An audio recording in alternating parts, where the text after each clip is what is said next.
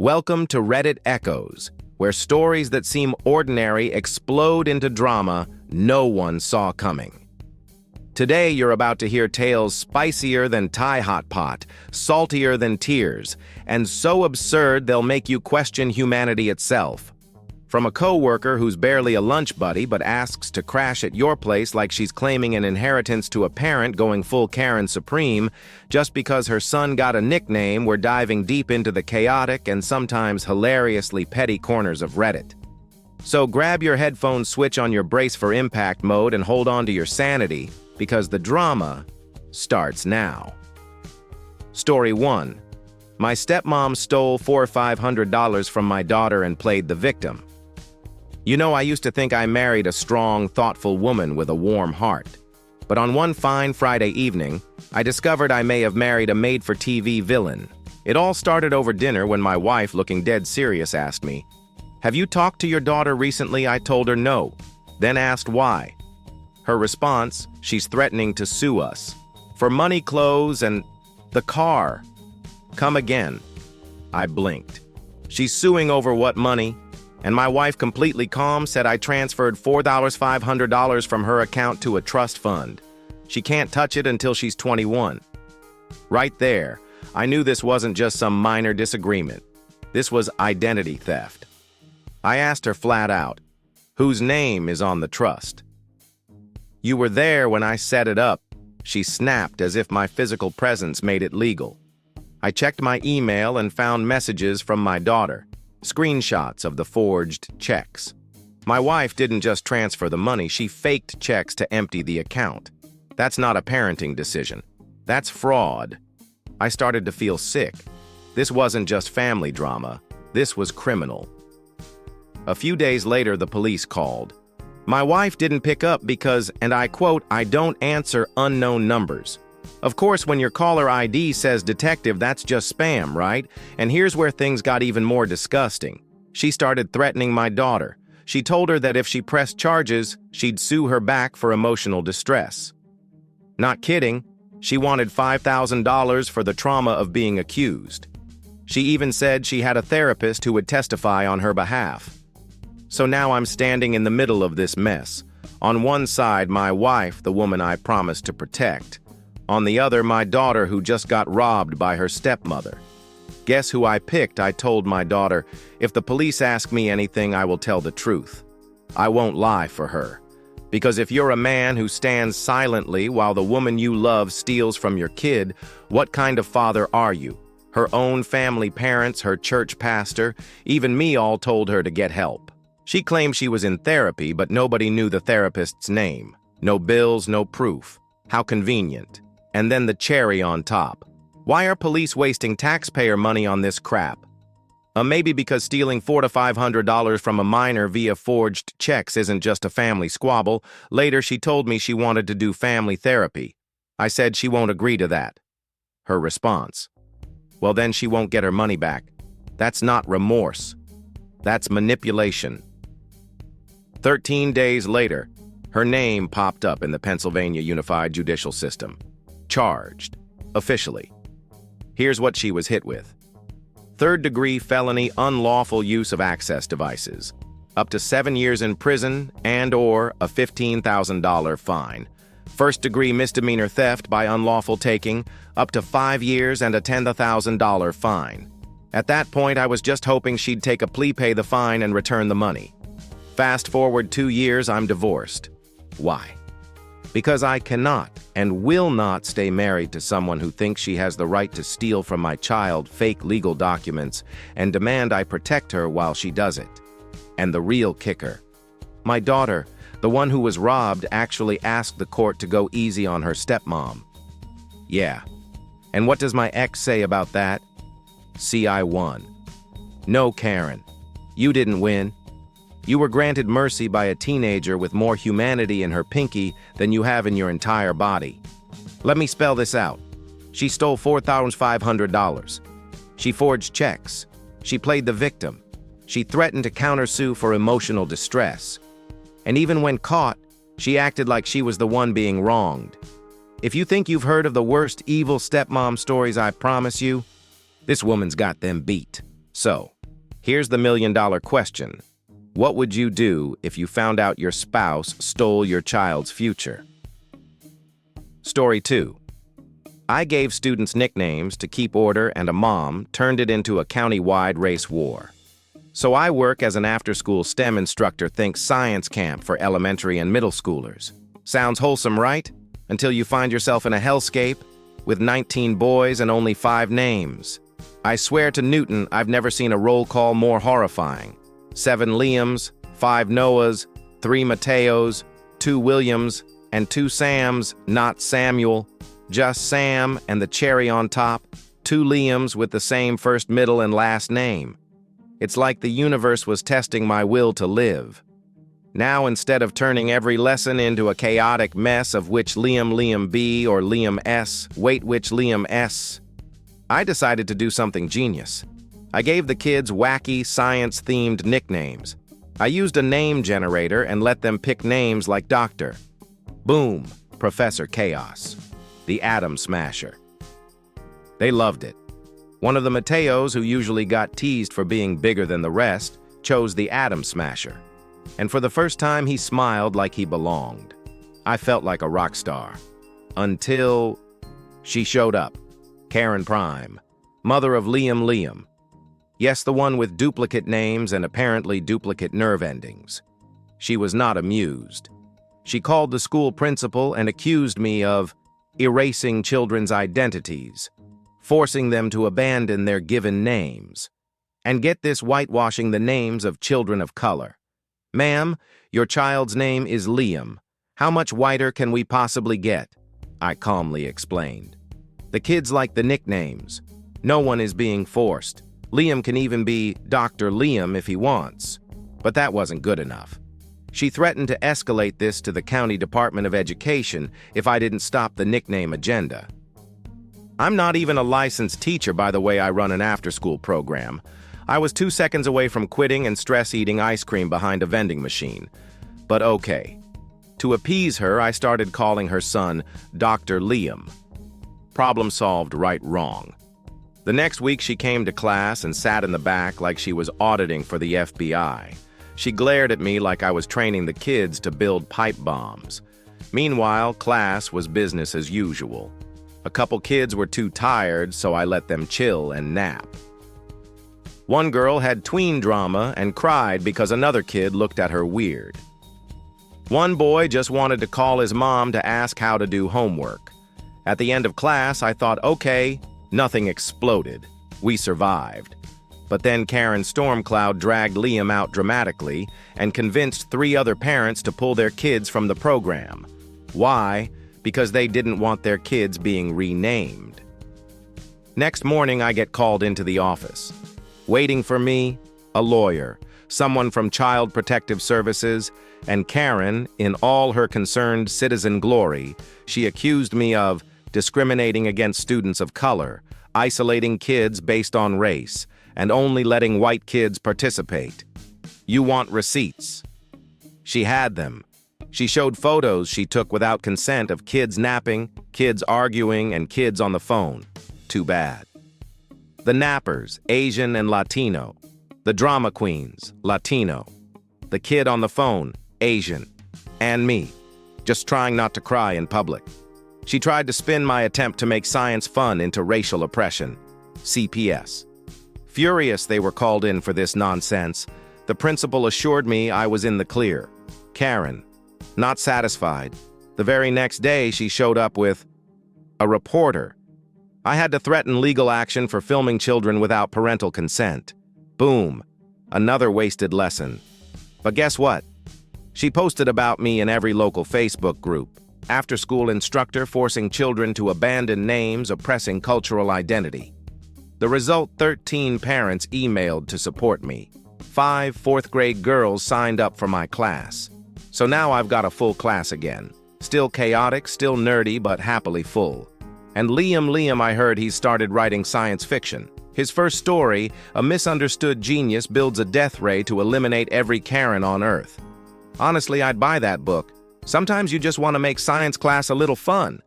But then a final boss-level Karen rolls in, and suddenly you're the cultural identity eraser. The truth, the kids just wanted to play, to be silly, to laugh. But some adults would rather invent oppression than allow their child to be called Dr. Liam in a science game. What would you do in my shoes, cave to her insanity, or ride the chaos and teach the next generation of mini-mad scientists? Story 3. I refused to let my coworker crash at my place, and she called me a heartless landlord of 1 So I'm a 23-year-old woman, and for the first time in my adult life, I have a 2-bedroom house all to myself. Do you know what that costs these days? 3 years of working like a caffeinated mule, no vacations, no impulse buying, no extra guac. 1 bedroom is mine, my sleep haven, my safe zone. The other one, I call it the mental health chamber. It's where I keep my seasonal clothes, random storage bins, my desk, and sometimes, hear me out, I just lie on the floor and stare at the ceiling. That room is not for guests. It is my personal therapist. Now enter my 25-year-old coworker. Let's call her Ashley. We're not close. Lunchroom chat level friendly at best. We've never hung out outside of work. I barely know her last name. But one day she walks into work with puffy eyes and the aura of peak drama. Apparently, she and her roommate had an epic fallout and she got kicked out. I was kind. I was sympathetic. I even sent her a list of cheap room listings I found on Facebook. End of story, right, wrong. That evening, I get a text from her. Hey, I was thinking, maybe I could crash at your place for a few weeks. Since you live alone and have the extra space, I read that message like it physically punched me in the gut. No. No, no, no. This isn't happening. We're not friends. We've never been to each other's homes. I literally do not know what her middle name is. What if she's one of those people who microwave fish at 2 a.m.? I replied politely, I totally understand it's a tough time for you, but I really value my personal space and can't have anyone stay over right now. I hope things get better soon. I wasn't rude. I wasn't dismissive. I just said no. And then, as if ripped from the script of a petty sitcom, I find out the next day that Ashley has been telling the entire office that I refused to help a homeless coworker even though I had an empty room. Oh, really?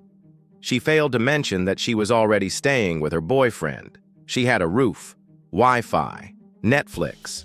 The only thing she didn't have was boundaries. Meanwhile, I'm now being looked at like I stomped on a baby duck. And let me tell you something. If you've ever had a nightmare roommate who eats your food and gaslights you about it, forgets to take the trash out for a month, leaves hair clogs the size of tribbles in the drain, then you'll understand why I protect my space like it's sacred ground. I don't want to pretend to be chipper at 7 a.m., worry about someone using my expensive shampoo, or worse. Let her stay for a few weeks that slowly morphs into, oh, I'm still looking, but the market is so tough right now. Some coworkers started looking at me sideways, like I was some stone-hearted gatekeeper with an unused guest wing. But here's where the universe decided to give me a standing ovation. 2 days later, Ashley got arrested. I'm not joking. A different coworker pulled me aside at the printer and whispered, "You didn't hear this from me, but she got taken in. No one knows why, but it might be related to that fight with her roommate." I went straight to the bathroom, locked the stall, and laughed silently like a maniac. Not because I'm heartless, not because I take joy in others' misfortune, but because I was free, legally and morally. No one could guilt me into feeling bad anymore. Suddenly, the whispers stopped. The judgmental glares faded, and the coworkers who once looked at me like I kicked a puppy started smiling awkwardly and changing the subject when I walked by. I kept my peace. She kept a jail cell. Win-win. This whole saga taught me 2 things. 1, even the most polite no will be seen as evil if someone decides you owe them. 2, but if you hold your ground and protect your peace, sometimes karma will show up with popcorn. And let's be real. Just because there's an extra room doesn't mean it's a spare room. You are not obligated to become someone's emergency Airbnb because they had a meltdown. Your home is your sanctuary. If someone tries to guilt you into opening your doors, They were never going to respect your space in the first place. So tell me, was I too harsh? Or was Ashley the human embodiment of, I want to use you, but I want you to thank me for it? Drop your thoughts below, and remember, not all villains wear capes. Some just slide into your DMs with a smiley face and a plan to turn your peace into their chaos. Story 4. It's just a nickname. Until a Karen blew it into a racial scandal. So I run an after-school program for kids aged 6 to 13, which basically means I command a small army of chaos fueled by sugar curiosity and name duplication. And by duplication I mean 7 kids named Liam, 5 named Noah, 3 Mateos, 2 Williams, and 2 Sams. Oh, and 2 of those Liams, same last name, same middle name. I was convinced I was living in the glitching corner of the Matrix. At first I tried calling them Liam, a Liam B, then Noah 1, Noah 2. It felt like I was leading a military roll call. The kids looked at me like I had officially lost my mind. That's when I had a stroke of genius. Hey guys, want to pick mad scientist names for fun like Professor Rocket, Dr. Chaos, or Captain Banana Brain? The kids lit up. They were all in. One chubby Mateo, usually teased as Big Mateo, beamed as he named himself Dr. Hibernating Bat. It was the first genuine smile I'd seen on his face all week. The entire room transformed excitement, imagination, and most importantly, zero bickering. It was working. Until Karen happened. One mom, the mom of the Liam, the one with the duplicate full name, called the school in DEFCON 5 outrage. She accused me of erasing her son's identity, whitewashing kids' names, forcing them to abandon their cultural heritage, ma'am. Your son's name is Liam. What part of that is not already aggressively white? I explained very calmly. Nicknames were optional. Liam could keep his real name if he wanted. Heck, I even offered Dr. Liam as a fun compromise. But nope. Nothing less than total annihilation of the nickname system would satisfy her. Fast forward to Wednesday, she showed up, sat in the back of the room, arms crossed, face twisted like she smelled a fart that offended her ancestors. During class, some kids got tired. I let them chill in the corner. 2 others got into a mini fight. I separated them. One wanted to call her mom to finish homework. I managed all of it because this is an after-school club, not Hogwarts. Karen, of course, didn't see nuance. She saw material for her Facebook group. After class, she yanked Liam out and convinced 3 other parents to withdraw their kids too. And the next day, I was called into the principal's office. Present in the room, Karen, a lawyer, and someone from Child Protective Services. I walked in like, what fresh hell is this Karen in full Broadway performance mode claimed. I gave her child a derogatory nickname. I discriminated by letting only white kids pick cool names, and that I segregated children of color during class, y'all. My class is an ethnic buffet. I have white kids, biracial kids, brown kids, black Hispanic kids, Asian kids, and at least 2 who are, honestly, I have no clue, but they're delightful. And the nicknames all chosen by the kids themselves using a sci-fi name generator website I found for free. But Karen, she showed up with printed screenshots and evidence of kids of color sitting alone in corners, aka the kids who were either tired in timeout or doing homework on their own. Everyone in the room looked like they'd rather be anywhere else. The lawyer sighed. The CPS lady stared at me with the weariness of someone who dealt with too many of these. After an hour of wasted oxygen, I was cleared. But Karen wasn't done. Friday, I walked into class and saw a news crew. Karen had blasted her story across Facebook, Nextdoor, Twitter, and possibly MySpace if it still exists. She was ready for her Dateline moment. I called the principal. The principal called the school's legal rep. And the legal rep threatened to sue the station if they filmed any kids without written parental consent. And then karma hit. Karen was roasted in the community. Parents posted screenshots, the ones who pulled their kids silent. and the cherry on top 5 fourth-grade girls applied to join my class. I now have 20 kids again, still chaotic, still messy, but 100% Karen-free. What did I learn? That one angry Karen can cause more drama than 3 seasons of The Bachelor. That a nickname can launch a full-blown PR scandal. And that some names might be the same, but their parents bring very different energy. Today's wisdom: never underestimate the damage a bored parent with Wi-Fi and a Facebook account can do. So, what do you think? Was I wrong to encourage creative nicknames, or was Karen just looking for her next viral crusade? And that wraps up our lovely little tour through the modern-day social apocalypse, I mean Reddit. If this chaos felt both absurd and painfully familiar, trust me, you're not alone. Don't forget, smash that like button if you've ever dealt with a Liam or a full-blown Karen. Drop a comment: have you ever been in a similar situation, or were you the main character in something even worse? And make sure to subscribe to Reddit Echoes so you don't miss the next time we dive headfirst into the beautiful disaster that is Reddit, where the stories are ridiculous, the drama is real, and somehow always entertaining.